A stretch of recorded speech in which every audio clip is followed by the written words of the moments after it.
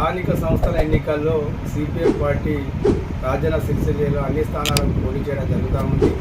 మరి రాజన్న సిరిసిల్ల జిల్లాలో CPM party అనేక ప్రజా పోరాటాలు నిర్వహించడం జరుగుతూ ఉంది. బడుగు బలహీన వర్గాల పక్షాన, పేద వర్గం పక్షాన, రైతులు, కార్మిక వర్గం, ముఖ్యంగా కార్మిక వర్గం పక్షాన నిరంతరం పోరాటం చేస్తూ వాళ్ళ హక్కుల గురించి పోరాడుతున్న పార్టీ సిపిఎం పార్టీ. మరి ఈరోజు చూసినట్టయితే రాజకీయాల్లో మరి పెట్టుబడిదారీ వర్గం అట్లాగే స్వార్థ రాజకీయాలు పెరిగిపోతా ఉన్నాయి. మరి ఏ రాజకీయ పార్టీ కూడా పేదల పక్షాన గురించి కావచ్చు, కార్మికుల పక్షాన మాట్లాడే పరిస్థితి లేదు. ఈరోజు మరి చట్టసభల్లో కార్మికుల పక్షాన కానీ పేదల పక్షాన మాట్లాడడం లేకపోవడం వలన తీవ్రంగా అనేక ఇబ్బందులు పేద వర్గం అట్లాగే కార్మిక వర్గం ఎదుర్కొంటా ఉంది. కాబట్టి కార్మిక వర్గం పార్టీ అయినటువంటి పేదల పక్ష పార్టీ అయినటువంటి సిపిఎం పార్టీ స్థానిక సంస్థలు ఎన్నికలు గెలిచి ప్రజల సమస్యలు మరి చట్టసభలో మాట్లాడేందుకు అవకాశం ఉంటే గెలిస్తే అవకాశం వస్తుంది. మరి మీ అందరి పక్షాన నిలబడి మన పేద హక్కుల గురించి పోరాడుతున్నటువంటి పార్టీకి చట్టసభలో పోయే విధంగా వారికి అండగా నిలబడి వారిని గెలిపించవలసిందిగా ఈ సందర్భంగా తెలియజేస్తాను.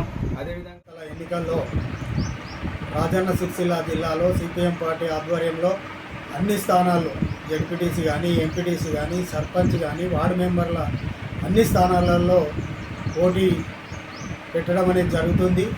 కాబట్టి రాజన్న సిరిసిల్ల జిల్లాలో ఉన్న కార్మికులు, రైతులు, కర్షకులు, ప్రజలందరూ సిపిఎం పార్టీని ఆదరించి సిపిఎం పార్టీ నిలబడ్డ వ్యక్తులు గెలిపించాలని ప్రజలందరికీ విజ్ఞప్తి చేయడం జరుగుతుంది. అట్లాగే ఏ పార్టీ చూసినా రాజకీయం అనేది ఒక